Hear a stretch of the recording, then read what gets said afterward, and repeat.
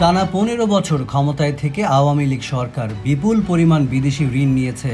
তবে এই সময় তৎকালীন সরকারের বেশি ঝোঁক ছিল দ্বিপক্ষীয় ঋণ নেওয়ার দিকে। মাত্র ৩টি দেশ থেকে মোট বিদেশি ঋণের ১/৩ নেওয়া হয়। এসব ঋণের শর্ত কঠিন হলেও প্রকল্প বাস্তবায়নে নজরদারি ও মান দুর্বল থাকে। কিন্তু ঋণ পরিশোধের জন্য কম সময় পাওয়া যায় বলে অর্থনীতি চাপে পড়ে। ঋণ পরিশোধের যে চাপ বাংলাদেশ এরই মধ্যে অনুভব করতে শুরু করেছে। সরকারের অর্থনৈতিক সম্পর্ক বিভাগের ইআরডি তথ্য বিশ্লেষণ করে দেখা গেছে, গত আগস্টে গণ আন্দোলনে ক্ষমতা হারানো আওয়ামী লীগ সরকারের আমলে দ্বিপক্ষীয় ভিত্তিতেই তুলনামূলকভাবে বেশি ঋণ নিয়েছে বাংলাদেশ।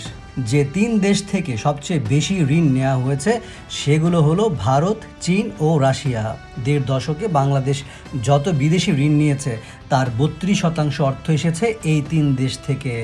জানা গেছে ২০০৯ থেকে ২০২৪ সালের জুন মাস পর্যন্ত প্রায় ৪,৪৩৮ কোটি ডলার ঋণ ছাড় করেছে গত আওয়ামী লীগ সরকার।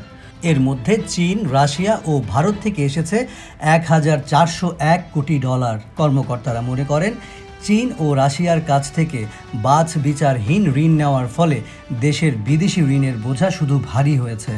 গত ১.৫ দশকে মাথাপিছু বিদেশি ঋণের পরিমাণ ১৬৬% বেড়েছে।